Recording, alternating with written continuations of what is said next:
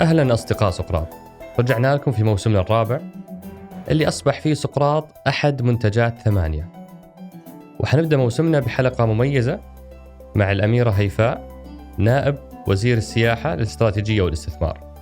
سولفنا مع الأميرة هيفاء عن الفرق بين الوزارة والهيئة، وش اللخبطة اللي صارت، وعن تراجع أدائنا في مؤشر تنافسية السفر والسياحة. ليش قاعدين نتراجع طالما كل هالجهود قاعدة تصير؟ وإيش هي علاقة السياحة مع باقي القطاعات مثل الثقافة والترفيه، وليش في تداخل بينهم على الأقل قدامنا إحنا المتابعين للمشهد؟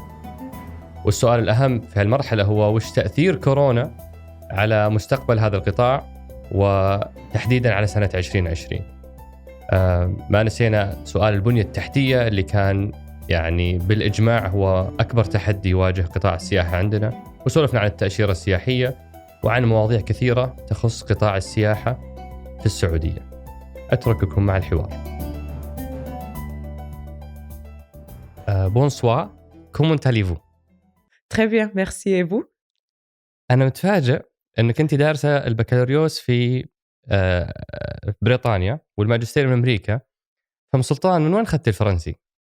الفرنسي درستها في المدرسة. كنت في مدارس نجد هنا في الرياض، وكنا تختار يا أما اللغة الفرنسية أو اللغة الإنجليزية، واللغة الفرنسية كانت قوية جدا، كانت تجينا مناهجنا من فرنسا. فدرستها لين ما تخرجت، يعني لين الثانوي. فالفرنسي عندي، الفرنسي والعربي والإنجليزي أتكلمهم بنفس الطلاقة. ما شاء الله. فهو تأسيس المدرسة فقط، بعدها ما أخذت أي شيء إضافي؟ استمرارية. وأيضا من الأشياء المثيرة في سيرتك قبل ما نبدأ في حلقتنا هو أنك أنت نائب الرئيس للشؤون النسائية في الاتحاد السعودي للمبارزة، ورئيس لجنة المرأة في الاتحاد العربي للمبارزة. صحيح. كنت أعتقد أن هذه مناصب تشريفية، بعدين قالوا لي لا أم سلطان تمارس المبارزة. صحيح. وش قصة هالهواية؟ احنا بعائلتنا كنا طول عمرنا رياضيين كلنا. كانت الرياضة شيء طبيعي، جزء من يومنا ومن حياتنا. بعدين يعني حسيت اني ماني قادرة الاقي الرياضة اللي انتميت لها، او اني حسيتها تمثلني، او اللي ارتحت لها وانبسطت فيها. يعني كنت اسوي رياضة، انبسط في الرياضة، بس انا ما في رياضة معينة. لما كبرت أتذكر كان في على كبر، يعني بديت في المبارزة، كان في الأولمبياد، بديت أتفرج وبالصدفة كانت في الخلفية.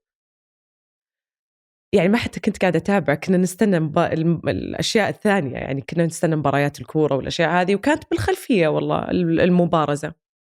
بعدين صرت يعني أتابعها، صرت كل يوم أستنى المبارزة. اكتشفت إن فيها دقة، فيها تفكير، فيها فكر، فيها يعني حسيت إني محتارة إيش اللي يعتبروه لمسة وإيش اللي ما يعتبروه لمسة. يعني الدقة اللي فيها كان شيء غريب، والحركة حقتهم كيف يتحركوا على الأرض كأنهم يتحركون على موج، يعني كأنها رسم. وبديت أنظر الرياضة وأقرأ عنها وأفهم تفاصيلها. اكتشفت أنها في 3 أسلحة مختلفة، وفي 3 ألعاب مختلفة، في الإيبي والسيبر والفويل اللي هي الفلوري. يعني حسيت أنها فيها تفاصيل، وبديت أتعلم أكثر. حاولت جيت هنا السعودية، حاولت أفهم، أكلم اتحاد المبارزة ذيك الأيام، طبعا أنت تتكلم. بديت على 2010 أكلم الاتحاد، ما حد يرد كان علي، وحولوني على الاتحاد المبارزة الدولي. أكلمهم أقول لهم الفرع في السعودية، قاعد أحاول بس أبغى أتعلم مبارزة، هل في مكان، هل في؟ قالوا لي يعني شوفي بلدك إيش عندهم. قلت ما عندهم نساء، ما في رياضة نسائية. فبديت صراحة يوم كنت في الجامعة في أمريكا، وبعدين في الماجستير يوم كنت عايشة في بريطانيا، صرت أخذها هناك. انتميت إلى الأندية وصرت أخذها وأتعلم، وتعرفت على مدربة مبارزة كانت شاطرة جدا اسمها جوليا. بدت تعلمني، بديت شوي شوي صراحة.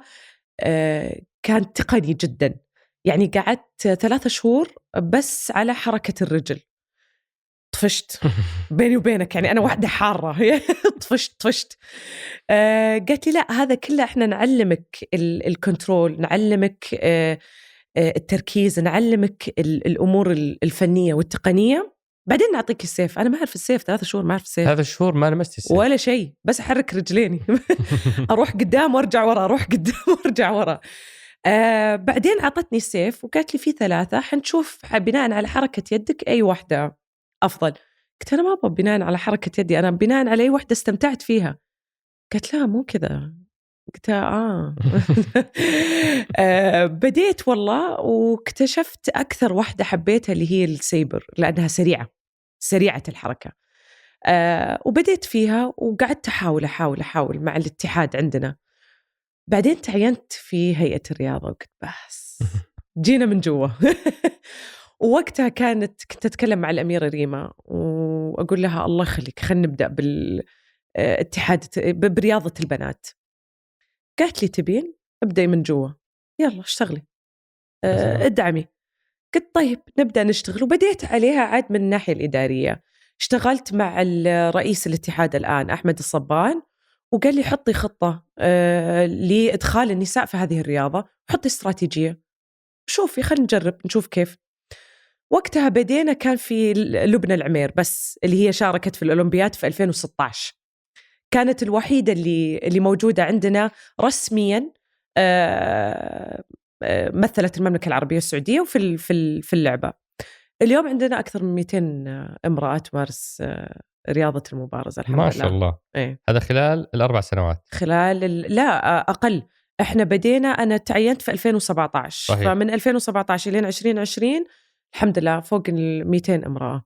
ومن عالم الرياضة انتقلت العام الماضي إلى عالم السياحة. صحيح. وهذا يقودنا لمحورنا الأول اللي هو محور من أنتم. أم سلطان، أكثر شيء محير الناس هو فكرة الوزارة اللي كانت هيئة ثم صارت وزارة، بعدين ولدت هيئة، بعدين ولد صندوق. فالناس ودها تفهم علاقة هالأجزاء الثلاثة ببعضها، خصوصا موضوع الوزارة والهيئة لأنه كان مرة محير. انت سألت هذا السؤال قبل أسبوع، قالوا لي يعني طب الحين أنت تتكلمين من أنت؟ يعني بقول شيء يعني شوي سخيف، بس قلت لهم مجموعة إنسان. قلت لهم إحنا بدينا كنا جهة واحدة، والناس ترى كثير من الناس أنت تتكلم أظن عن العينة اللي متابعة للأخبار وعارفة أنه هيئة ووزارة وتحركت وانتقلت وصار في أشياء جديدة طلعت، بس لسه في كثير من الناس في بالها أنه السياحة ممثلة من جهة واحدة فقط، اللي هي هيئة السياحة والتراث الوطني. صح. يعني إحنا إلى اليوم كمية الأسئلة اللي تجينا من الجانب التراث الوطني أكثر من الأسئلة اللي تجينا من ناحية السياحة.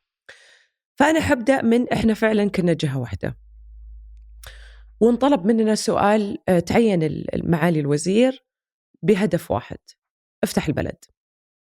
طبعا هذه كانت فكرة جديدة جدا، وما نعرف إيش يعني افتح البلد، من وين نبتدي من وين ننتهي. هذه فيها دراسة كثير، لازم نشوف الخلفية ولازم ندرس الموضوع هيئة عمرها 17 سنة أو 19 سنة من 2005. هي أسست 2000 عام 2005 اللي ابتدأت بالتشريعات والتنظيمات والمانديت حقتها. وطول هالمدة ما في فيزا سياحية ابتداء ولا شيء، عشان نقول إن عندنا هيئة سياحة ولا شيء. اشتغل عليها، أتذكر واشتغلوا عليها الإدارة السابقة، اشتغلوا حطوا، وجدنا كثير من هذه الدراسات كانت موجودة وكانت مرفوعة. كان التوجه بسيط، افتحوا البلد. فطبعا وقتها كان أعتقد نقطة الانطلاقة إيش يعني افتحوا البلد، من وين نبتدي، إيش لازم نكون عشان نفتح البلد، إيش لازم نعمل. وفي سؤال قبلهم سلطان، ليش لازم نفتح البلد؟ إحنا نرجع ننظر إلى 2030 وإيش أهداف 2030. 2030 مجتمع حيوي، أنت تتكلم عن تنوع في الاقتصاد للغير النفطي، يعني كل شيء أنت تحكي عنه من الأهداف الرئيسية السياحة في قلبها. وأنا أعتقد في سبب كمان آخر ما تكلمنا عنه كثير، يعني إحنا دائما نتكلم عن الأسباب الواضحة اللي هي نسبة الناتج المحلي طبعا، ونسبة الوظائف اللي ممكن أن نضيفها من هذا القطاع. نحكي عن الأشياء الواضحة، بس في هدف أنا أعتقد أكبر بكثير، اللي هي مد جسور الثقافة. إحنا اليوم العالم كله يتكلم عن المملكة العربية السعودية يعني خلينا نقول منظور معين، وبطريقة معينة، لأنهم ما يعرفون الشعب السعودي، ما يعرفون بلدنا، ما يعرفون ثقافتنا، ما يعرفون ديننا. لما يجوا على السعودية لأعمال أو لشغل أو لحج وعمرة، إيش ما كانت أسبابهم، يتفاجئوا بالشعب، يعني يتفاجئوا بالثقافة، يتفاجئوا وهذا أنت لما تشوف وتسمع من السعوديين اللي يضطروا يروحوا برا ويضطروا يعملوا ويضطروا يشتغلوا، يقولك نتعب وإحنا نشرح بلدنا ونشرح ثقافتنا ونشرح إحنا مين. ولما يبدأوا العالم يتعرفوا علينا ويتعاملوا معنا، يكتشفوا أنه إحنا أعمق من كذا بكثير، وإحنا شيء جميل. فأنا بالنسبة لي هذا أهم سبب وأهم هدف، أنه ننشر هذا الثقافة، ثقافة بلدنا، شيء نفتخر فيه، نعرف العالم عن أنفسنا، شيء نفتخر فيه، شيء إحنا فخورين فيه كلنا كسعوديين ونتكلم عنه. فهذا كان سؤال ليش نفتح البلد. الحين السؤال كيف نفتح البلد. كيف نفتح البلد؟ جينا ودرسنا الوضع وشفنا أنه أول شيء ككيان، اللي هو كيان هيئة السياحة والتراث الوطني، درسنا كل درسنا كل البلدان الثانية اللي تقود هذا القطاع، كيف تقودها. شفنا أن في أشياء واضحة لازم تعمل. أيامها ما كان إحنا عندنا جهة معنية بالثقافة. شفنا أنه إحنا الحين عندنا وزارة الثقافة وعندنا هيئة الثقافة وعندنا الحمد لله اكتمل المنظومة من ناحية الثقافة. فشيء بديهي كان أنه التراث الوطني والحرف والأشياء هذه تنقل لهم على أساس يقدروا يديروها بشكل أفضل من ضمن ملفهم. فبدأنا العمل على ذلك وقلنا خلينا نركز في ملفنا اللي هو السياحة. طبعا إحنا عندنا عمل معهم مستمر وواضح. أنا عارفة أنك أنت بعدين حتجيني كيف إحنا نعمل مع الجهات الثانية، فأنا ما حدخل في هذه الحين. عشان نقود هذا الملف قلنا إحنا لازم نعطيها الممكنات للكيان هذا، نعطيها الممكنات اللي تحتاجها، لأنه موضوع السياحة ما هو موضوع من ألف إلى ياء قطاع واحد واضح وصريح تتحكم في كل ممكنات أنت كجهة واحدة. في أشياء متضاربة مع جهات أخرى، في أشياء يجب التنسيق إليها. جينا ندرس مثلا كيف نطلق التأشيرة السياحية، اكتشفنا أنه في 12 جهة لازم نشتغل معها عشان نطلق التأشيرة السياحية. فكهيئة كان صعب أن نقوم بذلك. جينا نشوف كيف نقدر ننظف السوق، نشوف الجودة، نشوف التراخيص والتفتيش. اكتشفنا أن في كثير أشياء إحنا نرخص للسوق، بس أنا ما أقدر أقفل المنشآت المخالفة، أنا ما أقدر أحصل. كهيئة ليست من صلاحياتك؟ ما كانت من صلاحياتي كهيئة. فقلنا طيب إحنا لازم نطلب أن الصلاحيات تكون وزارة، لأنه وزارة لما من يوم ما تصير وزارة جميع هذه الأشياء تصير من تخصصها. الوزارة تكون تخصص وليست صلاحيات، فمن يوم ما تكون تخصص أي شيء ينتمي لقطاعها ترجع لها، حتى لو ما كانت مباشرة عندها هي تقدر تفرض أو تجبر أو تعمل مع جهات أقل منها أو جهات أخرى أنها تنفذ في ذلك. فهذا كان شيء جميل. وشفنا الجهات، شفنا إحنا 20 بلد اللي أفضل 20 بلد في قطاع السياحة 19 منها كانت اللي تديرها وزارة السياحة وحسب وليست هيئة. وحسب معلوماتي 145، ما عدا أمريكا طبعا. إيه. حسب معلوماتي 145 دولة في العالم عندها مسمى وزارة سياحة، مقابل 43 دولة اسمها هيئة أو أقل من ذلك. صحيح. فالأغلب هم وزارة السياحة. إحنا نظرنا طبعا إلى أقوى الدول في قطاع السياحة، وزي ما قلت لك 19 من 20 وجدنا أنها كلها بمرتبة وزارة. فأهم فرق، وهذه نقطة جدا مهمة تفيدنا في حتى لقاءاتنا الأخرى مع الكيانات الأخرى، إنه الفرق بين وزارة وهيئة إن الوزارة عندها قدرة وسلطة تشريعية. صحيح. بينما الهيئة سلطتها رقابية فقط. مو شرط رقابية، يعني أنا حجيك الحين. أوكي. يعني على حسب الصلاحيات اللي تعطى لها. يعني في هيئات معينة تطلع بغرض ترويجي، في هيئات معينة تطلع بغرض صلاحيات معينة أو رقابية معينة، يعني أشياء رقابية. يعني إحنا درسناها مع هيئة الخبراء وشفنا فعلا وش آليتها. أوكي. وش حطينا لهم إحنا، وش اللي نحتاج نسويه عشان فعلا ندير قطاعنا. وليش ما صار زي الثقافة أن الهيئة استمرت وأنشئت وزارة؟ ليش الهيئة تحولت وزارة بعدين أنشئت هيئة؟ لأن كان عندها كثير من كان في أشياء ترتيبات تنظيمية موجودة لدى الهيئة ما تبون تخسرونها. ما نبغى نخسرها فننقلها. عشان كذا كان ترى لأول مرة الأمر السامي اللي نزل قال تبقى الترتيبات التنظيمية والإدارية والمالية كما هي. ممتاز. في التحول كانت أول مرة ترى تنقال هذه الكلمة، وعشان كذا صارت وزارة.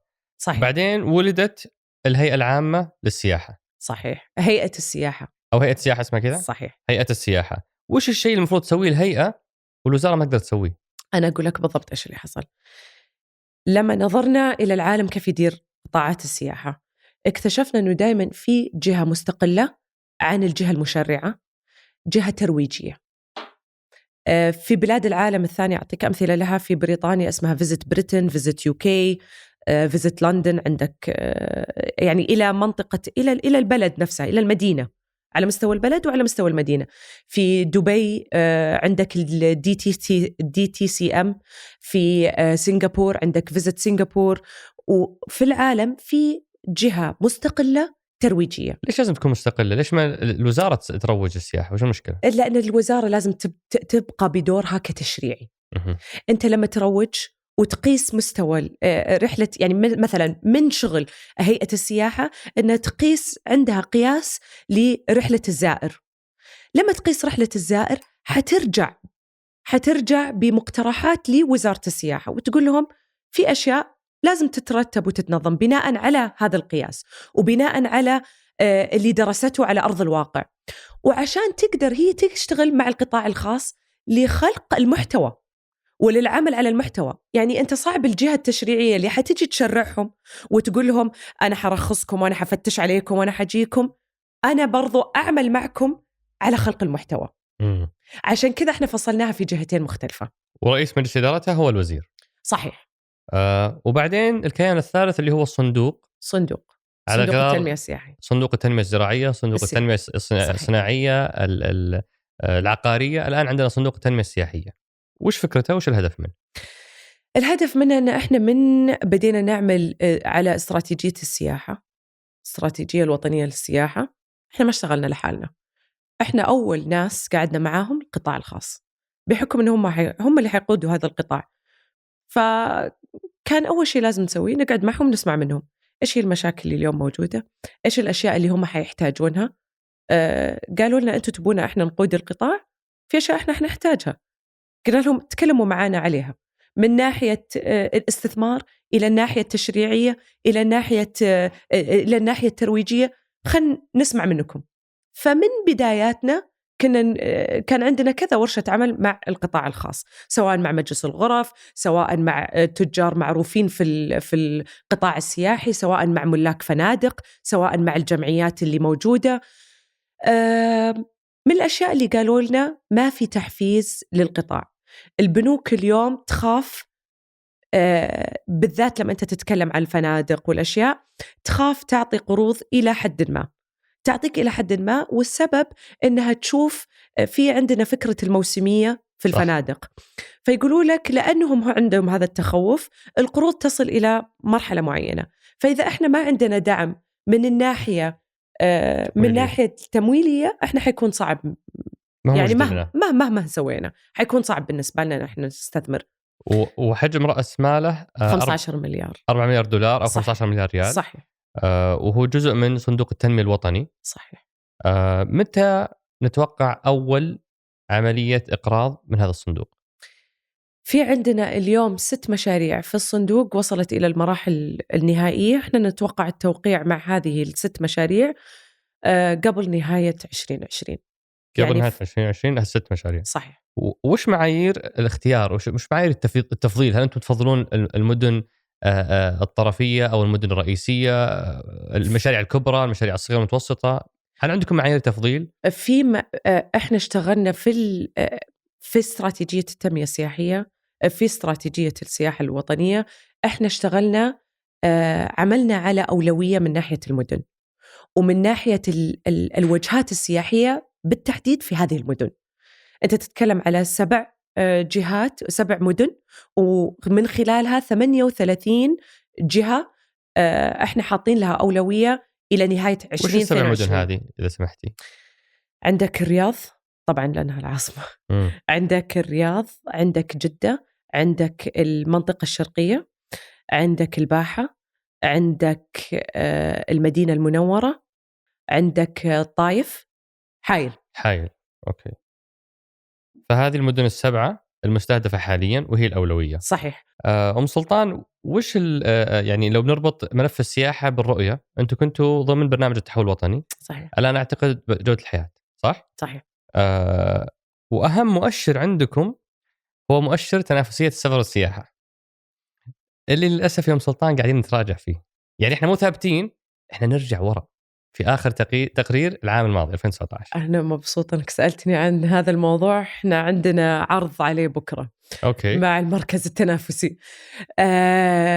سؤال جيد جدا. بس عشان أوضح الأرقام، إحنا خط الأساس كان 63 في عام 2017، 67 وصلنا 69، والمستهدف السنة هذه هو عفوا السنة الجاية 58، لأنه يصدر كل سنتين. اي دقيقة. أوكي. بشرح لك كذا شيء. تفضلي. احنا لما أخذت هذه الأرقام، طبعا الدراسة أغلقت في 2018، معناتها قبل التأشيرة السياحية. صح. قبل كل التغييرات مواسم. اللي احنا قبل المواسم، قبل التغييرات اللي احنا عملناها، قبل ما تصير وزارة سياحة، قبل ما الممكنات اللي وضعناها اليوم، قبل العمل مع القطاع الخاص، قبل كل هذه الأشياء أقفل التقييم. فإحنا الآن لما ننظر، وفي شيء مرة مهم، لما نظرنا الأشياء اللي تدرج تحت الرقم هذا، في 90 عنصر. من هذا 90 عنصر اللي مسؤولة عنها حتى اليوم منظومة السياحة بالثلاث جهات 14 عنصر فقط. من 90. من 90. واو. يعني أعطيك مثال، واحدة من الأشياء عدد الملاعب. مش علاقتها بالسياحة. شكرا. فهذه من العناصر اللي جايتنا بس تقدروا ترفعون التليفون وتخلصوا الموضوع. لا، هذه مو احنا، هذه مو تجينا مننا، هذه من الورلد ايكونوميك، من الورلد ايكونوميك فورم. يعني تجي اليوم ما شاء الله الجهات الحكوميه كلها مترابطه وقاعد تشتغل سوا. صحيح، بس لسه يعني حتى هم عندهم اولوياتهم تختلف عن اولوياتنا، وهم عندهم استراتيجياتهم تختلف، وهم عندهم الاشياء اللي هم متفقين عليها مختلفه. فحتى احنا تكلمنا مع الورلد ايكونوميك فورم، قلنا لهم ترى في اشياء غير منطقيه. يعني بنينا علاقتنا معهم وقالوا لهم فعلا حتى الميثودولوجي والآلية حقت التقييم حتتغير، وحتطلع الآلية الجديدة قبل التقييم الجديد. أوكي. وحتى هذه ما نعرفها. فأنت حتى لو تعمل على المعايير القديمة قد لا تفيدك في التقييم، آلية التقييم الجديد. صحيح. وأظن العبرة ما هو بالتقييم بحد ذاته بقدر ما أنه وش الجهد والتطور اللي نقوم به كبلد في هذا الملف. وش توقعاتك لتقييمنا؟ يعني عشان أعطيك بالضبط، ال 14 عنصر اللي احنا مسؤولين عنه كمنظومة سياحة بالكامل تمثل فقط 22% من وزن التقييم. أوكي. فيعني حتى لو احنا من جهتنا كل شيء نعمله، قد لا نرى ذلك ممثلا في التقييم. فهذا تمهيد اننا لا نتوقع كثير في التقييم. شوف، احنا عملنا كثير. يعني احنا لو بس ننظر للتأشيرة السياحية، ولو بس ننظر إلى الحزم التحفيزية اللي احنا عملنا عليها مع القطاع الخاص، اللي هي كانت من أفضل البلدان على فكرة في قطاعنا، لو بس ننظر إلى كثير من هذه الأشياء، لو ننظر إلى اليوم التأشيرات، لو ننظر اليوم إلى بعض التراخيص التي أطلقناها لبعض الأنشطة السياحية اللي كانت تأخذ 5 و6 شهور واليوم تأخذ 120 ثانية. فأنت لو تنظر إلى كل هذه الأشياء، 22% حقتنا احنا مشينا فيها كثير. جميل. بس أرجع وأقول احنا لا نمثل إلا 22%.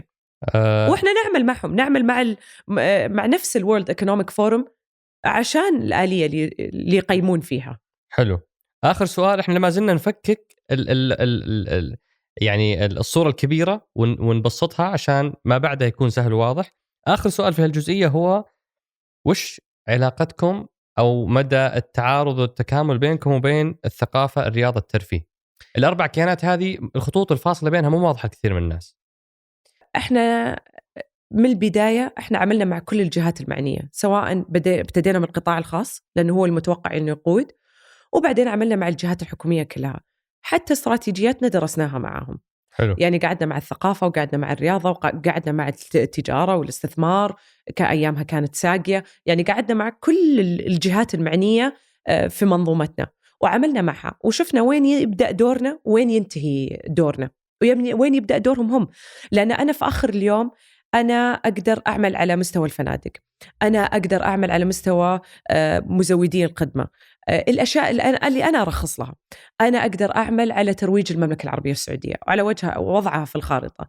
لكن أنا لو ما أشتغل مع البلديات على الطرق، لو ما أشتغل مع هيئة الطيران المدني على المطارات، لو ما أشتغل على المطاعم اللي موجودة والمقاهي والأسواق اللي هي كلها خارج نطاق عملي أنا، لو ما أشتغل مع وزارة الرياضة على الفعاليات الرياضية اللي يعملوا عليها، لو ما أشتغل مع هيئة الترفيه على الفعاليات اللي يعملوا عليها، لو ما أشتغل مع الثقافة على الجانب التراثي والوطني، ما حقدر أتوصل.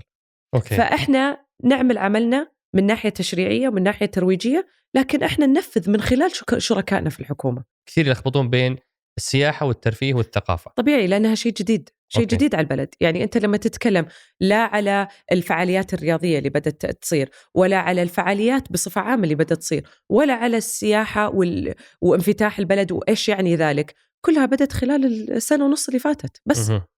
يعني ما ترجع أكثر من سنة ونص فاتت، وخلال هذه السنة ونص طلعت هذه الكيانات الجديدة عشان تقود هذه القطاعات المختلفة وهذا التوجه الجديد. فيعني القطاعات تعمل كثيرا، وحتى لو يعني الناس لسه تشوف الأدوار غير واضحة بالنسبة لها، إحنا حنعمل دائما مع كل الجهات المعنية. ويعني أنا ماني مع الفكرة إنه هذا شغلي وهذا شغلك. فآخر اليوم إحنا كلنا نمثل البلد، والحكومة صوت واحد، وجه واحد. جميل. فالحكومة كذا مفروض تأدي شغلها، وإحنا كذا نعمل اليوم مع الجهات الثانية. حلو. كلنا فريق واحد. بعد هذه المقدمة الطويلة جدا، الآن جاء وقت سؤال الاختصاص المباشر حقكم سلطان، اللي هو الاستراتيجية. أنتوا أطلقتوا استراتيجية السياحة، ودي لو تحدثيني عن ملامح هذه الاستراتيجية. طيب، عندنا 3 أهداف رئيسية لاستراتيجية السياحة. أول واحد اللي هو الناتج المحلي. قطاع السياحة اليوم، يعني لما عملنا خط الأساس في 2018 درسنا خط الأساس، اكتشفنا أنها 3.5% من الناتج المحلي تمثل. حلو. قطاع. بينما أنت تتكلم عن الدول الأخرى الافريج 10%، المتوسط 10%. صحيح. الوظائف 579,000 وظيفة في قطاع السياحة، 8% فقط نساء و29% فقط سعوديين. أوكي. أنا قاعد أعطيك كل الأشياء المؤلمة وبعدين أعطيك هذا الواقع. هذا الواقع في 2018، نهاية 2018 هذه الأرقام اللي توصلنا لها. والهدف الثالث اللي هي الزيارة، اللي هي عدد الزوار. بدينا خط الأساس 41 مليون. الناس تستغرب إحنا كيف كان عندنا 41 مليون يعني ما كان في تأشيرة زيارة. ترى الصراحة في ناس تعتبرها يعني محاولة تجميل لفضيحة 100 مليون سائح. مستحيل. أنا أعلمك ليش. لأن الناس كلها تقيس بعدد السياح، ليش إحنا نقيس بعدد الزيارات؟ ما ولا بلد في العالم تقيس بعدد السياح. مثلا فرنسا 89 مليون. أبدا هذه زيارة؟ أبدا. إيه، إحنا تعرف إيش أول شيء سوينا؟ إيه؟ إحنا كنا نقيس بعدد السياح قبل ما إحنا نبدأ، ما كنا نقيس بعدد الزيارة. بعدين جينا إحنا قاعدين نقول ليش المؤشرات العالمية ما قاعدة تقارننا بالبلاد العالم الثانية. وقعدنا حكينا مع منظمات السفر والسياحة العالمية، حكينا مع UNWTO، جيناهم قلنا لهم ممكن إحنا نفهم ليش أنتم ما قاعدين تقارنونا مع باقي بلاد العالم. قالوا لأنكم أنتم تقيسوا بس بعدد السياح، والعالم إحنا كلها نقيس بعدد الزيارة. وقلنا لهم طب عطونا الآلية، عطونا بالضبط إيش الآلية. قالوا عدد الزيارة اللي يطلع خارج مدينته ويبات 24 ساعة. هذا المعيار. هذا المعيار، انك تغادر مدينتك هذا المعيار وتغادر مدينتك وتبات 24 ساعة، تقعد خارجها 24 ساعة. أو في المدينة يعني اللي ذهبتها تقعد 24 ساعة. هذا تسجل زيارة. هذه تسجل زيارة واحدة. أوكي. فقالوا لنا إحنا هذه المعايير اللي كل بلاد العالم نقيسها ونقارنها على هذا الأساس. أنتوا كنتوا تعملوا بأرقام ثانية وبطريقة ثانية، فتبونا أن إحنا نقارنكم بدول العالم، تفضلوا خذوا المعايير اللي إحنا نقوم عليها. وجاء فريق كامل ومتخصص من عندهم واشتغل مع فريق الإحصائيات اللي عندنا وقعد معاهم وعمل معاهم على ذلك. ومن هنا طلع الرقم 41 مليون. ومن هنا بناء على هذه المعايير الدولية والعالمية اللي اعتمدناها طلع 41 مليون. أوكي. لأنه الناس تنسى أنه إحنا عندنا حج وعمرة. الناس تنسى أنه إحنا بس في الحج اللي هي 10 أيام إحنا عندنا نتكلم على أكثر من 2,000,000 شخص في مكان واحد في 10 أيام. الناس تنسى أنه على خلال السنة عندنا العمرة. الناس تنسى أنه إحنا عندنا كمية الناس اللي جايين على فيزة العمل لأغراض عمل.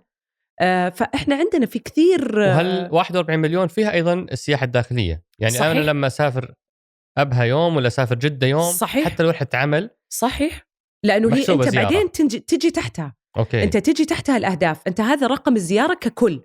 أوكي. تحتها في أغراض سفر. أغراض السفر قريت تختلف. حتى اللي يزور الرياض لأنه عنده موعد في مستشفى تخصصي يبات ليلة يحسب زيارة طبعا. فال41 مليون زائر شاملة لكل شيء، تشمل أجانب وسعوديين أو مقيمين، تشمل أغراض السياحة أو الترويح، وتشمل العمل، وتشمل العلاج، وتشمل زيارة الأهل صلة الرحم. أيوة، زيارة في نوع سفر اسمه أو غرض سفر اسمه زيارة الأهل والأقارب. فال41 مليون زيارة تشمل كل هذه، وال100 مليون زيارة هدف تشمل كل 2030 100 مليون زيارة تشمل كل هذه الأشياء. صحيح. أوكي. وهذه النقطة المهمة اللي الناس تفهمها، هذه مرة مهمة لأنها ما واضحة. هذا اللي حسينا إنه لما الناس تبدأ تستوعب إيش الأشياء اللي داخلة في 41 مليون واللي داخلة في 100 مليون توضح الصورة أكثر. صحيح. فإحنا عندنا 3 أهداف. هذه الناتج المحلي من 3.5 إلى 10%. صحيح. في 2022. وعدد الوظائف 1,000,000 وظيفة زيادة، كلها على 2030. كلها على 2030. صحيح. أوكي. فال10% من الناتج المحلي 2030. صح. فهذه استراتيجية 10 سنوات. صحيح. لقطاع السياحة. عظيم. هذه مقدمة جدا رائعة. خلينا نعرف من أنتم وتجهزنا للمحور الثاني، واللي هو إحنا ناس متحمسين، مجموعة إنسان. بالضبط. محورنا الثاني أم سلطان هو أكثر محور يهم الناس، ودنا اللغة تكون لغة أرقام، وأنت ما شاء الله عليك يعني جدا متمكنة في هذا الموضوع. أنا أتحسس لأني من الأرقام. تتحسسين منها؟ إيه لا، يعني يهمني أنها تكون دقيقة طبعا. ف2019 نقدر نسميه عام السياحة.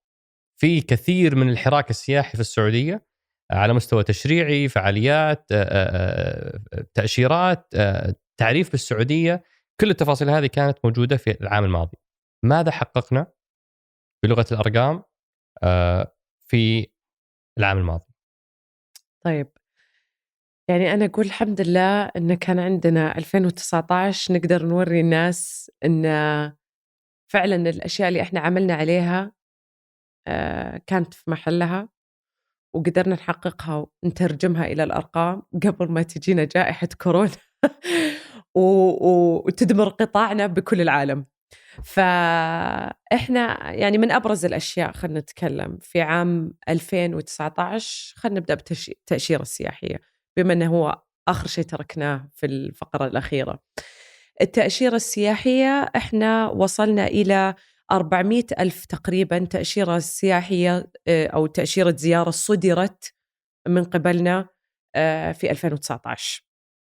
400,000 تأشيرة. صحيح. بس في الربع الأخير من 2000. صحيح. و19 يعني اللي صار في 2020 ما حسبته. أنت تتخيل لو إحنا كملنا هذه السنة ما قفلنا واو. أبوابنا، واو. إيش كانت وصلت الأرقام. فإحنا كان عندنا 400,000 تأشيرة. هذا أول شيء إذا أنت تبغى تتكلم على ناحية التأشيرة. إذا أنت تبغى تتكلم على ناحية الناتج المحلي، طبعا أعتقد الجميع يعرف أنه الناتج المحلي يحسب كل ربع، ويحسب من قبل هيئة الإحصاء كالجهة المعنية بذلك، وآخر حساب له كان 3.6% للربع الأخير. فزدنا فهذا 0.01 0.1 اي. ومن هذه كان في تقريبا احنا وقعنا مذكرات تفاهم ما بين القطاع الخاص، كلها قطاع خاص، لمشاريع سياحية استثمارية بحدود 150 مليار بعد ما أطلقنا التأشيرة السياحية، يعني في 2019 خلينا نقول. أوكي. طبعا زي ما قلت لك في 6 من هذه المشاريع في مراحلها النهائية الآن مع صندوق التنمية السياحي، وستعلن عنها قريبا إن شاء الله. ممتاز. هذه من ناحية. ليش 49 دولة؟ لو عفوا لو رجعت موضوع التأشيرة، ليش 49 دولة؟ وين وصلنا؟ هل ممكن يزيدون مع مرور الوقت ولا هم ثابتين ولا؟ لا، هو طبيعي إنه إحنا هذا الموضوع ما كان مقفل. إحنا دائما الجميل في السياحة إنه إحنا دائما ندرس الأوضاع، وعلى حسب الأوضاع نعدل ونمشي. ما في ولا شيء من استراتيجيتنا أو الأشياء اللي أطلقناها كما هي. إحنا نجرب اللي ونعمل مع الجهات الثانية ومع القطاع الخاص ومع الدول الأخرى اللي يضبط نكمل فيه. بس ليش اخترتوا 49؟ هذه 49 دولة تمثل أكثر من 80% من عدد المسافرين عالميا. وعدد السياح عالميا، وأيضا من ناحية الإنفاق في القطاع السياحي. وبعدين أضفتوا لهم أي أحد يحمل الفيزا الأمريكية؟ أضفنا لهم كمرحلة ثانية أي أحد مع الفيزا الأمريكية، الشنغن، الفيزا البريطانية. أوكي. هذول الثلاثة، لأن إحنا قلنا إذا هذول الثلاثة عملوا التشك عليهم ومروا بالإجراء في الإجراءات الواضحة اللي حاطينها هذه الثلاثة اللي هي صعبة وعالية جدا. صحيح. ممكن إحنا وبالتالي لما أحد يقول إنه ترى كثير من 400,000 اللي أنتم تعتبرونهم سياح تراهم جايين إما عشان عمل ولا عشان حتى بعضهم عمرة، ولقوها أرخص وأسرع من فيزة العمل والعمرة، فأنتم يعني بناء على المعيار السابق تعتبرون ستيل نجاح. نعتبر نجاح، وإحنا قاعدين ترى نعمل على جميع أنواع التأشيرات الآن. إحنا نعمل مع كل الجهات المعنية. هل وحدت التأشيرة؟ لأن الحين مش فائدة الواحد يروح فيزة عمرة بمبلغ أكبر وإجراءات أكثر تعقيدا وهو يقدر يأخذها من فيزة العمرة لها إجراءات أخرى ولها أسباب أخرى ولها في أمور عند وزارة الحج والعمرة تعمل عليها اليوم. بس اللي مع فيزة سياحية يقدر يروح يعتمر. فما في أي دافع إنه يروح يأخذ الفيزة المعقدة هذه. ونفس الشيء زيارة العمل، يعني أول لازم دعوة من شركة عشان تجي زيارة بالتأكيد عمل. بالتأكيد إن هذه سهلت الإجراءات. هذه صارت بس عشان كذا إحنا عاملينها. الإجراءات كانت لها طريقة معينة وآلية معينة. أنت ما تبدأ بكل شيء في مرة واحدة. أنت في أشياء لها عوامل أخرى. يعني أنت لما تتكلم عن العمل أو تتكلم عن الحج والعمرة في عوامل أخرى هم يأخذونها بعين الاعتبار. أوكي. بالذات أنت لما تتكلم خارج نطاق 49 دولة، فهم عندهم أشياء ينظرون لها زيادة إحنا ما ننظر لها من ناحية سياحية أو من ناحية فيزا زيارة أو تأشيرة زيارة. بس إحنا اليوم نعمل معاهم على توحيد هذه الإجراءات وعلى توحيد هذه التأشيرات. وبخصوص نظام التأشيرة أنا كاني قريت أنه حقق يعني مركز متقدم في أنظمة إصدار التأشيرات. هل هذا صحيح؟ نعم. عالميا نعم، وأخذنا جائزة على ذلك ما شاء الله من ناحية المنصة وسهولة الإجراءات، ومن ناحية إصدار التأشيرة اللي يسمونها الإيز أوف يوس واليوزر فريندلي. أخذنا عليها جوائز عالمية من قبل جهات عالمية. ولو بنروح لأهم ما تحقق في تطوير القطاع بشكل عام كلوائح ولا كتطوير الخدمات، وش حققنا؟ هذه أنا والله صراحة ودي أبدأ لك في المؤلم قبل ما أتكلم لك في إيش حققنا. يعني إحنا اليوم كان القطاع هذا صراحة لأنه كان ما كان في تأشيرة سياحة، ولا كان في سياحة، حتى السياحة المحلية ما كان في عليها ترويج ولا كان في عليها تحفيز ولا كان في. وكانت الناس حتى اللي تنتقل من منطقة لمنطقة كان لسببين، يا أما زيارة الأهل والأقارب، يا أما المكة والمدينة عشان أسباب حج وعمرة أو أسباب دينية أو عمل. ما كان في من ناحية سياحية أو تفسح، يعني كان قليل القليل. وما كان في جهة معنية أن تروج لذلك، فكانت الخدمات اللي موجودة قليلة جدا، واللي موجود منها لأنه ما كان في تحفيز. يعني ما هو غلطة القطاع كان مقفل. فأنت لما جينا إحنا نفتح القطاع اكتشفنا أن في مشكلة في جودة الخدمات، في صعوبة على الجهتين من الناحيتين. من ناحية المستثمر كان في عوائق كثيرة جدا من ناحية الإجراءات، ومن المستخدم والزائر والمسافر كان يجد مشكلة في الجودة.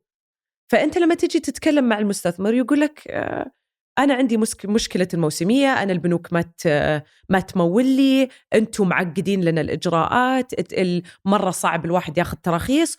والمستخدم يقول لك أنا طب إيش ذنبي؟ أنا أبغى أسافر الحين درجة حرارة 45 في الرياض، أبغى أروح الباحة درجة حرارة عندهم 27، وش ذنبي؟ فعملنا مع الطرفين، نظرنا إلى الأشياء المزعجة للمستخدم من ناحية جودة، ونظرنا للأشياء المزعجة من ناحية المستثمر. المستثمر يجي يقول لك أنا ياخذني 5 إلى 6 شهور عشان أخذ تصريح لنشاط سياحي. احنا لسه ما نتكلم عن المرافق الإيواء، على نشاط سياحي يعني اللي هم وكالات السفر جينا نظرنا في الإجراءات وإيش الأسباب إلى ذلك، وعملنا أول شيء سويناه جبنا استشاري عالمي اللي هو الرقم 1 عالميا اللي هي شركة TUV الألمانية. بدينا العمل معهم، قلنا لهم ادرسوا السوق، افهموا إيش العوائق اللي موجودة وإيش الأسباب وإيش الأشياء اللي ممكن ننظفها وكيف ممكن ننظفها، إيش الأشياء اللي ممكن ننظفها بسرعة ونعدلها عشان تسهل رحلة المستثمر، وإيش الأشياء اللي حتاخذ شوية وقت لأن هذه تعديلات مثل ما أنت تفضلت تشريعية. أو من أول الأشياء أنه وحدنا هذه الإجراءات وسهلناها وحطيناها بطريقة مرة واضح وصارت إلكترونية. 120 ثانية من 6 شهور إلى 120 ثانية عشان تأخذ ترخيص عشان نشاط سياحي. هذه كانت من أكثر الأشياء اللي كانت مؤلمة للمستثمر. حلو. تجي الآن تنظر للمرافق الإيواء. مرافق الإيواء إحنا نظرنا إلى اشتراطات الترخيص، وجدنا أنه هناك أكثر من، طبعا الآلية غير أن كانت الآلية غريبة عجيبة، لازم يروح للبلدية ويرجع يجينا ويرجع يروح للدفاع المدني ويرجع يجينا ويرجع يروح لهم ونرجع نجي في الأخير وبعدين ياخذ كم نجمة هو يبغى. يعني كانت الآلية معقدة جدا وتاخذهم إلى سنة عشان يطلعون هذه التراخيص. فعملنا نظفنا الآلية، اشتغلنا مع تيسير على أساس تصير كثير من هذه الأشياء one stop shop. حلو. تروح المنصة واحدة، نوحد الجهات، نوحد الجهود من الجهات المعنية، من وزارة التجارة للبلدية للدفاع المدني منصة واحدة، مكان واحد يأخذون الإجراءات المعنية. موجود هذا الشيء اليوم؟ موجود هذا الشيء اليوم. وعملنا على ذلك اللي هي الترخيص، لما تدخل تاخذ ترخيص موجود تجي، بس طبعا الإجراء ياخذ وقت لسه. هذه ما هي 120 ثانية عشان كذا ما شملتها في 120 ثانية. قلت لك هنا كم صارت؟ صارت لأن لسه في أشياء لازم تروح وتشوفها بنفسها. صح. يعني قلصوا قد ما يقدروا الجهات الأخرى اللي هي البلدية والدفاع المدني، بس قالوا في أشياء إحنا ما نقدر نصرحها إلا لما نشوفها على أرض الواقع. كم صار اليوم الرقم؟ معايير معينة، يعني اليوم تأخذ لها من 2 إلى 3 شهور من سنة. فقلصناها من سنة إلى 3 شهور. صحيح. أوكي. فأنت تجي، نظرنا إلى الاشتراطات اللي إحنا كنا حاطينها، شفنا إيش الأشياء اللي إحنا كمان بيدنا. الاشتراطات اللي إحنا كنا حاطينها من ناحية التراخيص كان عندنا فوق 700 اشتراط. واو. من ناحية المعايير قلنا هل هذا طبيعي؟ هل هذا غير طبيعي؟ يعني عندنا فوق 700 اشتراط. هذا لتصنيف الفنادق. لتصنيف الفنادق وعشان ياخذ ترخيص. بس الجودة ما هي يعني متوسطة، يعني في مشكلة. خلينا نجي ننظر إلى بلاد العالم الثانية، إيش المتوسط الاشتراطات الموجودة؟ وجدناها إنها تتراوح ما بين 250 و 270. واو. فقلنا إحنا يعني 3 أضعاف المتوسط العالمي ولا وصلنا للجودة اللي نبغاها. معناته إنه في خلل في الموضوع. راجعناها ودرسناها وجدنا أن أصلا أكثر الاشتراطات اللي كانت موجودة مظهر أكثر مما هي خدمة. يعني وأشياء غير واقعية. يعني على عدد الغرف أعطيك على سبيل المثال، على عدد الغرف في الفندق لازم يكون في مواقف سيارات. هذا فندق ما حيكون في يعني هذول الناس جايين من برا فما يحتاجون موقف. صح. وهذا غير مطبق في أي مكان في العالم.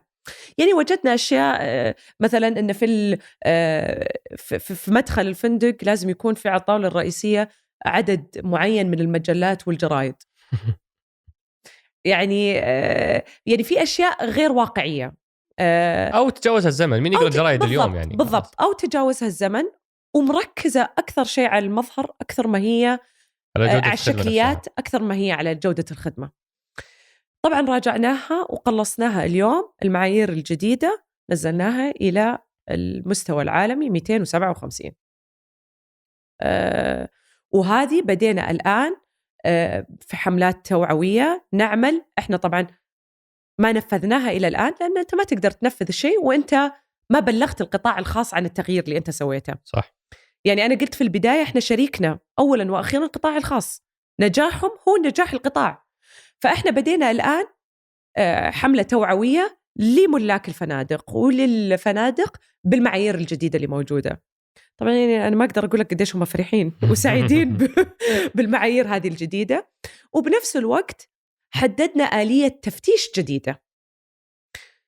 طبعا إحنا استغلينا شيء، استغلينا إجلاء المواطنين ولجنة الإيواء اللي قامت على ذلك على أساس نجرب هذه المعايير الجديدة ونجرب التفتيش الجديد. طبعا إحنا غيرنا معايير الترخيص فغيرنا طريقة وآلية التفتيش بناء على ذلك. وبديناها في الفنادق اللي إحنا تعاقدنا معاهم أو عملنا معاهم في فترة إجلاء المواطنين. طبعا هذه كانت من صالحنا لأن قلنا هذه فرصة أننا نجرب هذه الآليات الجديدة ومدى نجاحها.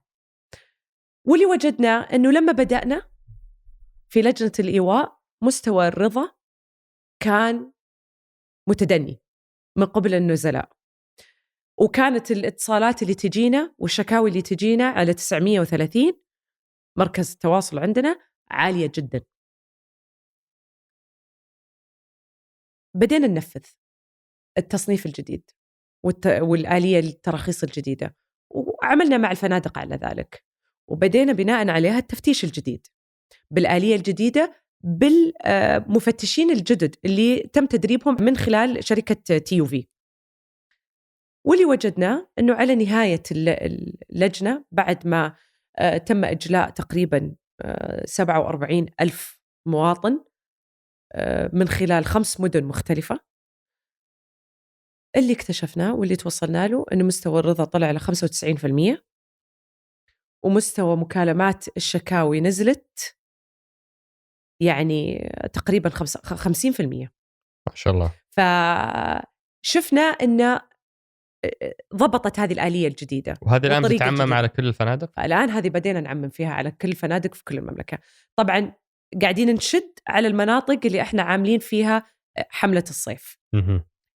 الجهات المناطق والمدن المعنية في حملة الصيف بدينا معهم على أساس نعمم وعلى أساس نبدأ التفتيش أيضا عشان نتأكد من الجودة بنفس آلية والطريقة اللي عملنا فيها في لجنة الإيواء. واحدة من الأشياء اللي ودي تحكين عنها أم سلطان الانطباع الأول the first impression. مطاراتنا وسائق التاكسي اللي حياخذك من المطار يا أيها السائح الزائر إلى مقر إقامتك. هذا أول انطباع واللي كان دائما أبشع انطباع، سلبي جدا. فوش اللي حققناه في موضوع تطوير المطارات وتطوير تاكسي المطار؟ طبعا عندنا هيئة السياحة أخذت رحلة الزائر من ألف إلى ياء. اي وراني اياها رعد كل النقاط والأحمر والأخضر والأصفر وحللناها مثل ما هي. يعني أخذنا عملنا عليها اللي يسموهم ميستري شوبرز. يعني حللنا هذه النقاط من خلال ميستري شوبرز وطلعنا بالأرقام الواقعية اللي هي إيش الأشياء الضعيفة جدا عندنا كانت من خلال رحلة الزائر، إيش الأشياء اللي استغربنا أنه والله كانت كويسة. وش أضعف نقطة في الرحلة؟ المواصلات. كانت أضعف نقطة. أوكي. يعني أنا هذه أتذكر لما قسناها أيام أول ما أطلقنا التأشيرة السياحية، كانت أضعف نقطة اللي هي المواصلات، ابتداء من مثل ما تفضلت أول موقف للسائح في المطار مع التكاسي. كيف اختار كيف حيختارني هالتاكسي او يخطبني وبعدين كيف بس يعني جودة السيارة اللي حركب فيها بس مو بس كذا، حتى أوبر وكريم والأشياء الثانية اللي كانت موجودة عندنا، وحتى خلينا نقول الأعداد المتواجدة من سبل التواصل. يعني حتى إنه ما في باصات، ما في واللي موجود مثلا سواء كانت شركات خاصة من النقل، كانت الانطباع سيء، التكاسي كان الانطباع كمان سيء. فعملنا أول شيء رحنا سوينا جلسنا، عملنا في جهتين. أول شيء جلسنا مع هيئة النقل وعملنا معاهم وطلعنا بالوجه الجديد للتكاسي اللي هي التكاسي الخضراء، وغيرنا مفهومية التاكسي. يعني حتى من جوا الراكب يقيم التاكسي، يحط يا الوجه الحزين يا الوجه السعيد، وتجينا كل هذه المعلومات والبيانات تجي لهيئة النقل وتجينا على أساس نقدر نقيس التعدد. واتفقنا معاهم إنه التكاسي اللي تكون موجودة في المطارات اللي هي النقطة الأولى تكون التكاسي الجديدة اللي إحنا كلنا اتفقنا عليها، إلين ما يتم إدراج الباقي. هذه ما شاء الله مجموعة يعني أمور تحققت تبشر بأنه القادم أفضل. لسه زي ما تفضلت إحنا الواحد يطمح لأكثر، بس هذه كبداية جيدة. الآن بنتقل لمحورنا الثالث اللي هو ماذا تعلمتم أو دروس التحول.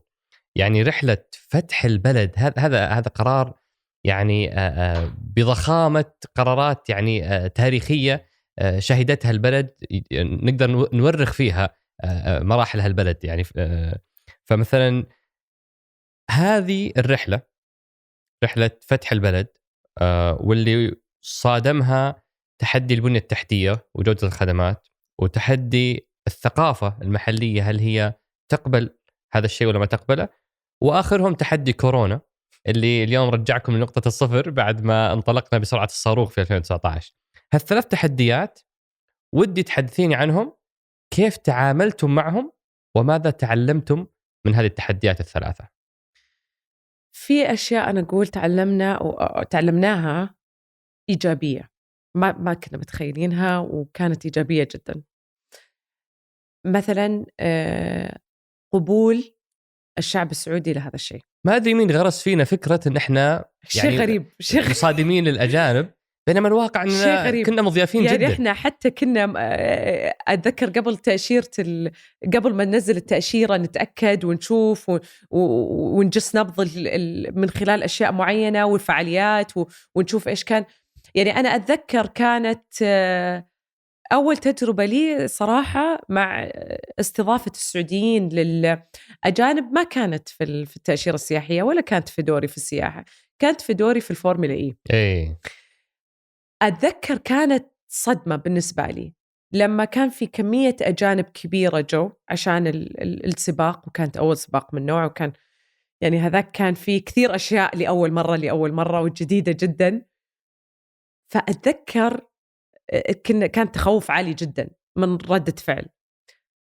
أتذكر من الأشياء اللي صدمتني الأجانب اللي كانوا هم اللي يملكوا الفريق واللي يشتغلوا على الفريق، كل فريق يعني أنت تتكلم على كمية أجانب كانت مو طبيعية. أنت تتكلم على تقريبا 5000 أجنبي كانوا موجودين بس لفترة السباق، يعني في شهر واحد 5000 أجنبي كلهم جونا بكلمة واحدة. يعني إيش انطباعكم على البلد؟ لما سألناهم إيش، كلهم نفس الانطباع، شعب مضياف. ما تكلموا عن المدينة، ما تكلموا عن البلد، ما تكلموا عن الدرعية. يعني بعض الشيء الوحيد اللي كلهم تطرقوا له وأجمعوا عليه الشعب السعودي المضياف. والشعب وكلهم ترى راحوا من نفسهم، يعني كانوا يروحوا مشاوير من نفسهم، نزلوا اللي راح سوق الديرة واللي راح المصمك واللي راح بالحالهم، يعني فتحوا قروا إيش في أشياء ممكن أسويها في الرياض دامني موجود، وراحوا مطاعم، وكلهم رجعوا بنفس الانطباع. أتذكر وقتها كان أكثر شيء فاجأني صراحة، لأن ما كنت متخوفة. صحيح. فلما جينا حسب يعني في دوري هذا وفي انطلاقة التأشيرة كنت متحمسة، ما كنت متخوفة. بحكم طب هل حولتوها فرصة؟ الأولى. يعني أنت في حولناها مؤتمر فرصة. الميزانية قلتي بأنه هذا بالنسبة لنا أهم ميزة، ما هو بعائق، بالعكس هو 100%. ميزة. هل استثمرتوا هالميزة بأنه مثلا موضوع الاير بي ام بي ولا يعني استضافة المواطنين للسياح أو هالنوع من الأفكار، هل استغليتوا هالميزة في السعوديين؟ استغليناها إلى اليوم بكذا شيء. أوكي. أول شيء دربنا 50,000 سعودي وسعودية من الخط الأمامي في خلال في سنة 2019. 50,000 50,000 من الخط على إيش الأمامي. دربتهم على إيش؟ من الخط الأمامي على من ناحية المطارات، من ناحية الفنادق، من ناحية السائقين، سائقين الأجرة أم سائقين الاير بي اوبر والكريم، كلهم دربناهم على معايير معينه وعلى طريقه معينه، وعلى سواء كانت اللي يسمونها القوى الناعمه او السوفت سكيلز، او سواء كانت التكنيكال سكيلز، المهارات المعنيه التقنيه او الفنيه او الناعمه. يعني كيف إذا ما عرف يجاوب إيش يجاوب، وين يودي، الأسلوب، الحوار، المخاطبة، الدفع، كل الآليات هذه دربناهم عليها. واللي حلو بعدين هذه بجيك فيها، في جائحة كورونا كمان دربنا نسبة أخرى غير 50,000. أوكي. فهذه حجيك فيها بعدين، ذكرني أرجع لك عليها. حاضر. بس لاني ما ابغى الخبط الموضوعين. هذا اول جانب. الجانب الثاني، جينا لمنصات خلينا نقول منصات المشاركه، المنازل الخاصه زي اير بي ام بي مثل ما تفضلت. جينا وجدنا انه في شركات محليه لهذه المنصات وجيده جدا وتعمل، واحنا نبغى نرخص ونبغى نعمل نسيطر وننظف هذا السوق، ودامه موجود نبغى نبدأ بتشجيع وتحفيز الشركات السعودية اللي موجودة وتعمل بذلك. يا سلام.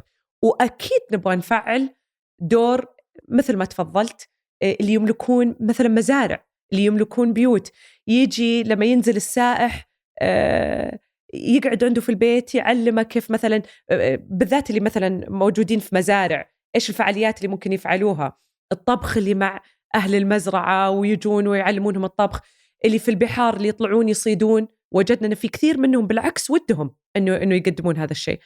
فإحنا تم الترخيص لذلك وبدينا نرخص، واليوم رخصنا منصتين. أوكي. عملنا معهم عشان فترة الصيف. تذكرين اسمائهم ولا ما أذكر اسمائهم لأنه كان في 6 وآخر، بس كلهم منصتين محليات تم سعودية. ترخيص. يا سلام. منصتين سعودية، والحين قاعدين نعمل حتى مع قاعدين ننظف حتى الأشياء اللي موجودة في بوكينجز والمنصات العالمية أنه تكون محتواها من المنصات المعتمدة محليا. يا سلام. عشان ما يصير عشوائي الموضوع. فالتحدي الثقافي أصبح فرصة، كان تحدي وهمي 100%، وهو في الحقيقة فرصة. رخصنا الاثنين من المنصات. طيب التحدي برجع لك في اسمائهم. أوكي. وتحدي البنية التحتية. هذا شلون تعاملوا مع هذا؟ جيتني في نقطة ممتازة. أنت قلت لي وش الأشياء اللي تعلمتوها؟ يس. من الأشياء اللي وجدناها من السائح الأجنبي بالذات اللي جاي من الخارج، ما عنده مشكلة إن البنية التحتية ما تكون 100%. يعني المحل يكون صعب الوصول، بالعكس ياخذها ادفنتشر، ياخذها كمغامرة وشيء يستكشفه وشيء يجربه. ما ياخذونها مرة. يعني احنا كنا متخوفين لأن احنا الشعب السعودي احنا نحب الجودة تكون عالية جدا بكل شيء. فاحنا تخيلنا انه هذا ينطبق على جميع العالم. اكتشفنا من المسافرين الجايين من الخارج انه ما تهمهم مرة البنية التحتية. لا يعني ان احنا ما نعمل على ذلك، هذا النقطة مرة مهمة. صح. بالعكس هم يفضلون انه انا اسكن مع عائلة سعودية في مزرعتها، اعمل فعاليات معهم. يهمهم المحتوى المحلي أكثر مما يهمهم أني أنا أسكن في نجوم، في فندق 4 نجوم فيها أشياء معينة، اللي السيارة حقت أوبر اللي توصلني جمس نوع معين مدري إيش. ما تهمهم هذه الأشياء. ما عنده مانع يركب حنطور ويوصل، بس يعيش التجربة. صحيح. طبعا الحمد لله إحنا ما في حناطير وما في هذا، وقاعدين نرفع بالمستوى وجودة الخدمة. لكن البنية التحتية ما أخفيك أنها مثل ما أنا قلت لك، أنا تطرقت من ناحية جودة الخدمات الموجودة. صحيح. بس حتى أنت لما تنظر، أعطيك مثال على البنية التحتية.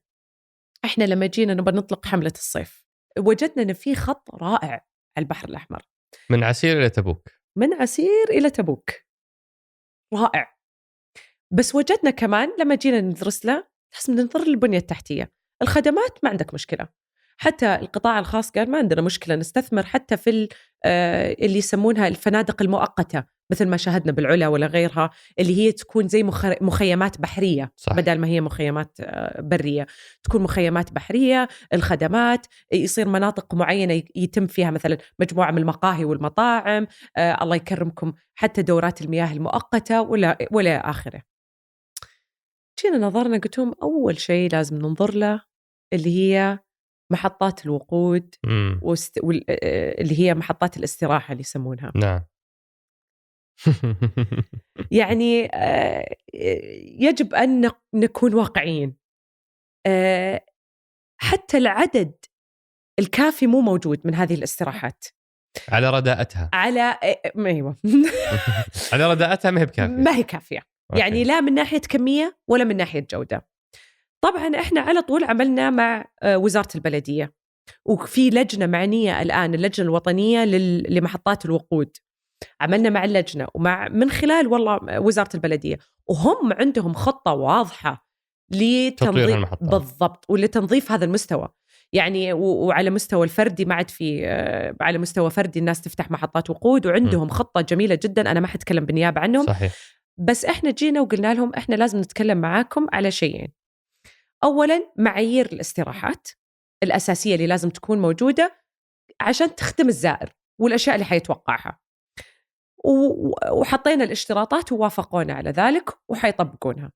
الشيء الثاني كميتها والشوارع الأساسية اللي احنا نبغى نصير نربطها ونروج لها كخط سير واضح يربط من جهة لجهة، خط بري ممكن الاستفادة منه.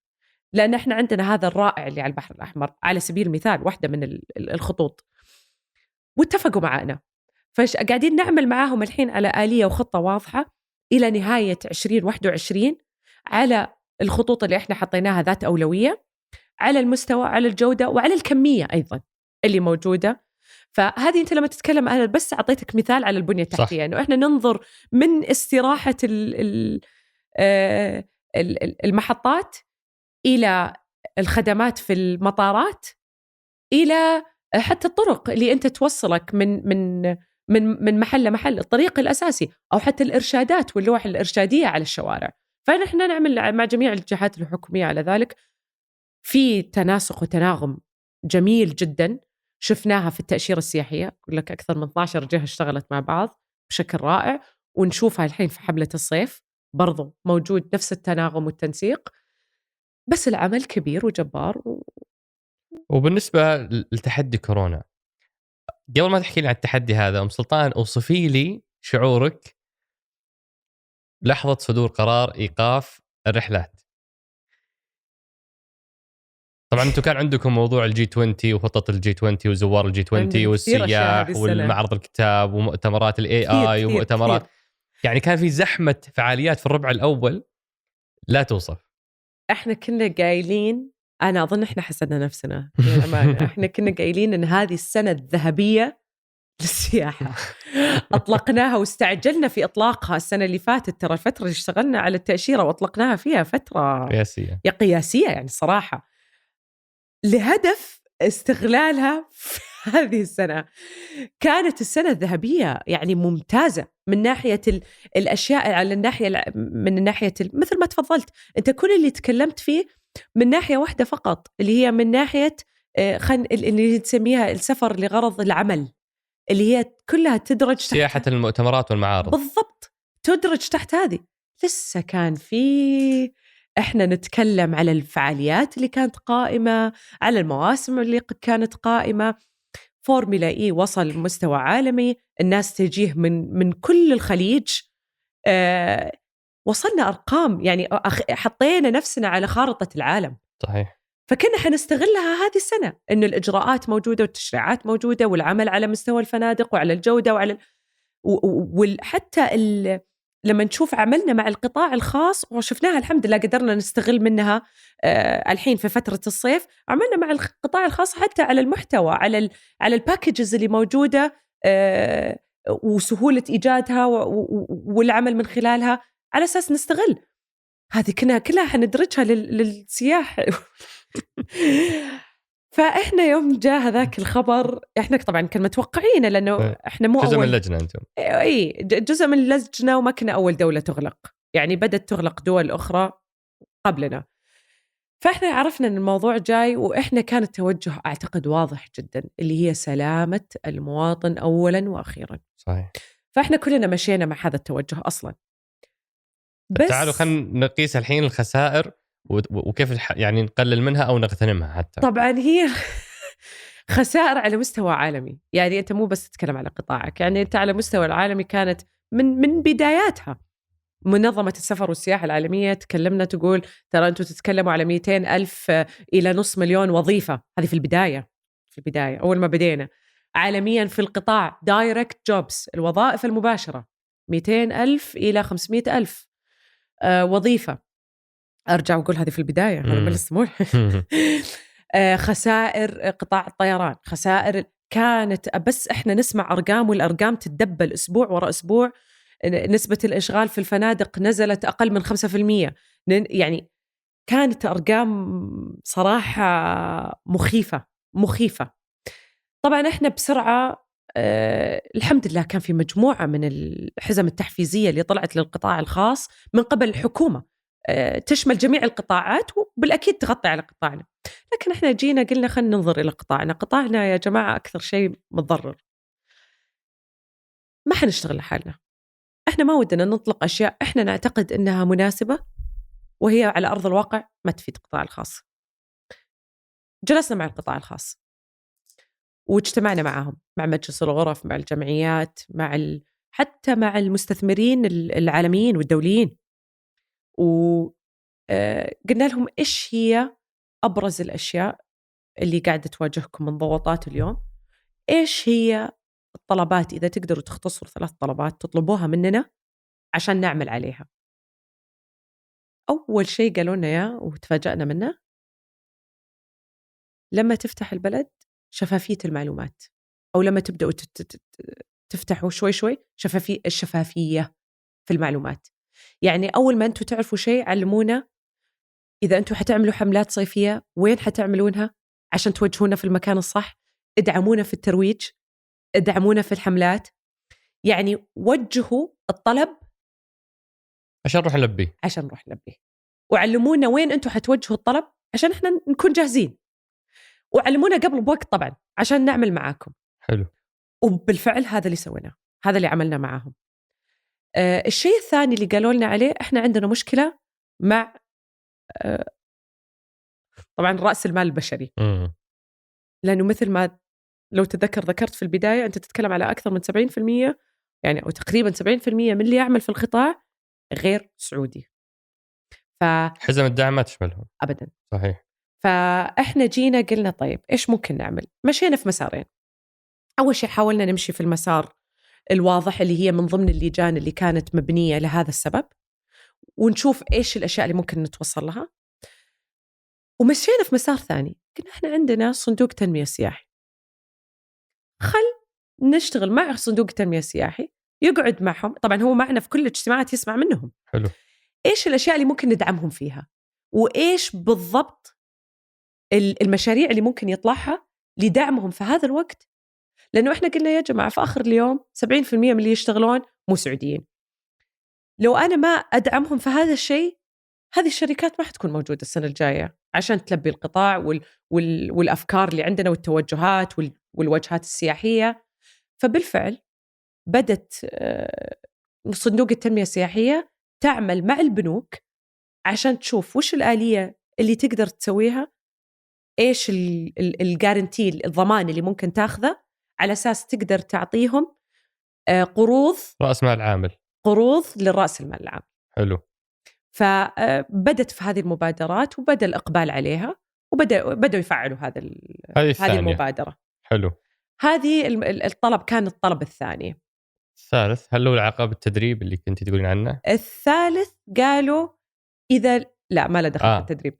الثالث اللي قالوا لنا لو ممكن الحين إذا في أي شيء ممكن تسوونه في إجلاء المواطنين. قلنا واضح. رحنا عملنا قلنا خلينا نشوف نستأجر هذه الفنادق دام نسب الإشغال وصلت إلى 5%. خلينا نشوف إيش لو ممكن ناخذ فنادق في على الأقل 5 مدن الأساسية والرئيسية نفعلها ونشغلها لإجلاء المواطنين على أساس يكون جايهم فلوس. الحكومة قاعدة تتعاقد معهم وقاعدة تاخذ فنادقهم. فاستغلينا هذا الشيء. لما استغلينا هذا الشيء وبدأ يجيهم بدل ما هي فنادقهم مقفلة بدأ يجيهم واشتغلنا معهم وعملنا معهم لدرجة كلمونا الهيلتون الرئيس التنفيذي للهيلتون عالميا وقال أنا حدعوكم يا وزارة السياحة في السعودية تتكلموا على منصة مع وزير السياحة البريطاني تعلموه إيش أنتوا سويتوا عشان هم يدعمونا زي ما أنتوا قاعدين تدعمونا الأشياء اللي أنتوا دعمتوا القطاع الخاص فيها عشان يتعلموا من الشغل اللي إحنا سويناه للقطاع الخاص. إن حتى في المواقف الصعبة وجدنا آليات للدعم. نجي للتدريب قلنا خلنا نستغل إحنا نبغى ندرب السعوديين والسعوديات الشباب والشابات بدل ما إحنا 70% من القطاع اللي يعمل فيه غير سعوديين. قدرنا ندرب في شهر واحد اللي هو شهر ماي أكثر من 32,000 سعودي وسعودية عن بعد من خلال 9 برامج عالمية من غير مقابل مالي. اللي حلو كم رقم مرة ثانية؟ أكثر من 32,000 9 برامج. الأجمل من ذلك 46% من اللي دربناهم نساء. أنت تتكلم على قطاع في 2018 اللي يعملوا فيه النساء 8% فقط. فيعطيك طابع عن رأي الشباب والشابات الآن في هذا القطاع والتوجه اللي ماشيين فيه. عظيم. وهذه الآن أنتم حولتوها يعني إلى فرصة السياحة الداخلية. يعني عمركم ما حتحصلون فرصة زي فرصة حقت هذا الصيف إن الناس مجبورة تكتشف بلدها بالذات اللي ما قد راح للمناطق السياحية اللي في بلدنا. ف يعني كيف حولتوا تحدي كورونا إلى فرصة بموضوع روح السعودية؟ وهل روح السعودية شيء حيستمر السنوات القادمة ولا هو شيء خاص بس بموضوع كورونا هالسنة؟ حدثينا عنه. روح السعودية شيء أطلقناه من اليوم للأبد. يعني شيء لا في السياحة الداخلية ولا في السياحة الخارجية. هذه روح السعودية حتبقى روح السعودية. حنستغل أكيد هذه الفرصة أن إحنا أبرز المعالم اللي الناس ما كانت تعرفها عن المملكة وناخذها أولاً وأخيراً. أنا بالنسبة لي كجهة تشريعية إن إحنا ناخذها عشان نعرف وين الثغرات وين المشاكل إيش الأشياء اللي نجحت من ضمن التشريعات الجديدة اللي إحنا غيرناها أو أطلقناها وإيش الأشياء اللي لسه يبالها عمل وين الفجوات اللي موجودة. يعني أنا ما أخفيك إحنا بنفسنا قاعدين نروح لهذه الرحلات وقاعدين نجربها لأنه إذا إحنا كمشرعين ما نجربها ولا نعرفها كيف نتوقع من الناس تجربها وتنبسط فيها وتعيشها. فإحنا قاعدين نروح إحنا قاعدين نجربها إحنا قاعدين نشوف إيش الأشياء اللي هي لسه من عندنا لازم نشتغل ونعمل عليها أكثر وإحنا عارفين إن لسه في كثير لازم نعمل عليه بالذات من ناحية الجودة في المرافق الإيواء. لازم نعمل عليها. وزي ما قلت لك إحنا حنطلق حملات توعوية ونستغل فرصة الصيف للفنادق عشان التصانيف والتراخيص الجديدة وكمان عشان التفتيش بالشكل الجديد والوجه الأفضل ونشوف لو هذا يحسن إن شاء الله في الجودة مثل ما شفنا أنه حسن في الجودة في خلال لجنة الإيواء وإجلاء المواطنين.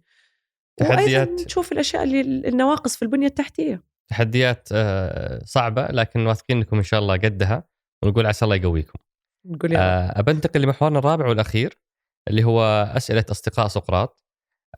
مرام الله يجزاها خير حصرت زي ما قلت لك 392 سؤال وصلتنا ففي تفاعل غير عادي مع أننا نحن بس نشرناها في سناب شات حتى تويتر لسه ما أعلنا. فالناس متعطشة ومتحمسة وكانت مرام تسألني تقول أفلتر أسئلة معينة قلت لها سلطان قالت اسألوا كل شيء لا تفلترين. فأنا يعني حطيت كل الأسئلة وحسألك ولكن لأنها ما شاء الله عددها يعني كبير حناخذ مجموعة منها، وأتمنى منك كرما إجابات يعني سريعة مختصرة مباشرة، لأن كثير منها إحنا شرحناها بالتفصيل سابقا. أول سؤال، موضوع ليش أنتم مركزين على ترويج السعودية للخارج وأنتم ما بعد أقنعتوا اللي جوا أنهم يسيحون في بلدهم في ظل عدم اكتمال الخدمات؟ إحنا ما يعني إحنا يبغالنا ننتبه من هالكلمة. إحنا ما قاعدين نروج للخارج وتركنا الداخل. إحنا الترويج للجميع، داخل وخارج، لأنه حتى داخليا ما يعرفوا البلد، يعني ما يعرفوا جميع اللي موجود في البلد. وعرفنا هذا الشيء من خلال إحنا استبيان إحنا عملناه في بداية يوم عملنا استراتيجية السياحة، عملنا استبيان داخلي وعملنا استبيان خارجي، وليس استبيان خارجي فقط. واكتشفنا أن كثير من الأشياء نفس الشيء، أن في كثير أشياء غير متعارفة وغير معروفة لا داخليا ولا خارجيا، فالترويج كان للجميع وليس كان خارجيا فقط. بس في رسائل معينة خارجيا أكيد تختلف عن الرسائل اللي كانت موجودة داخليا، بسبب أنه السعودية ما كانت على خارطة العالم سابقا. وداخليا كمان إحنا كان في خط مستقل، يعني إحنا متكلمنا أنه في رسائل خاصة للخارج لأنه السعودية ما كانت موجودة على خارطة العالم. داخليا كان في المواسم السياحية، المواسم السعودية اللي حصلت في السنة ونص اللي فاتت كانت موجودة ومعمولة بس للداخل وكانت ترويجية. وموضوع الجو، في ناس تقول إنه السياحة في النهاية الحد الأدنى فيها أو يعني لازم فيها على الأقل جو جيد، وهذا غير موجود إلا فقط في جنوب غرب المملكة. هل ممكن ننجح في السياحة وإحنا أجواءنا كذا؟ إحنا اليوم في السعودية في يعني خلينا نقول في الرياض وجدة والشرقية درجة حرارة تقريبا 45، حدود 45. بس أنت تتكلم عندك على البحر الجو مناسب جدا، بالذات لما تتكلم على البحر من الناحية الشمالية. درجة الحرارة حتى على البحر على شاطئ البحر 30 درجة، غير أنه في الشمال عندنا، غير في الطايف، غير في الجنوب، فيعني غير في الباحة. أنت ما تتكلم على منطقة معينة الجو فيها معتدل، تتكلم على مناطق الجو فيها مناسب ويليق بحسب الغرض من هذيك المنطقة. يعني المناطق الجبلية الجو فيها معتدل، المناطق البحرية الجو فيها مناسبة للمناطق البحرية، فمن ناحية سياحية الجو معتدل على حسب المنطقة. هل هذا صاحب مشروع يقول هل يلحقني أنا كشركة منظمة لو حصل هناك أي مشكلة للجروب السياحي مثل سرقة أو حادث لا سمح الله أو وفاة، وش يلحقني أنا من مسؤولية؟ من ناحية تأمين هو يقصد؟ يعني من ناحية أنا التزامي أو مسؤوليتي تجاه هالجروبات هذه. التزامه ومسؤوليته واضحة، يعني هو في أشياء واضحة هو يأخذها بناء على معايير معينة. إذا هو طبق المعايير لا سمح الله الأغلاط والمشاكل تصير بقدرة الله، ما هو شيء نقدر إحنا نتحكم فيه. إحنا اللي نقدر نتحكم فيه نحط آليات واضحة للسلامة، للجودة. إذا هو طبق هذه المعايير واضحة بالنسبة له وهو يقدر يثبت أنه هو مطبق معاييره، ما يلتحقوا أي شيء.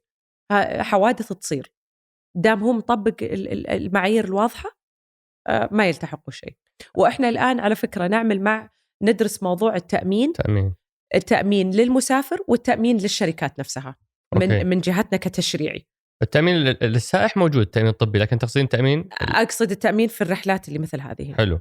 هل سيكون هنالك تغيير في القوانين السعودية مثل اللباس الخاص بالسباحة أو أي ممنوعات أخرى؟ أعتقد لائحة الذوق العام كانت واضحة جدا. لائحة الذوق العام اللي أطلقناها قبل التأشيرة حتى السياحية عشان ترد على كل من هذه الأسئلة، اللي هي اللباس في المناطق العامة للنساء وللرجال، والسلوك في المناطق العامة. أعتقد كانت مرة واضحة، ولائحة الذوق العام ردت عليها فهي المرجع. لائحة الذوق العام هي المرجع.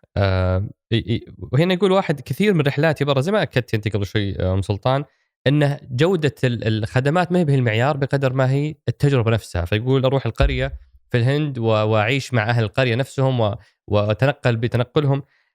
هذه الخيارات، هل يوجد مسار أو منتج تمويلي لأصحاب يعني اللي في القرى والمحافظات بأنهم ممكن يوفرون هذه الخدمة للسياح 100%. احنا اليوم بدينا نفعل هذه الاشياء من خلال المنصتين اللي اعتمدتوهم. المنصتين اللي اعتمدناها، وتعمل هيئة السعودية للسياحة على ذلك. يعني تعمل حتى مع منشآت لإيجاد. احنا ترى أطلقناها في فرص.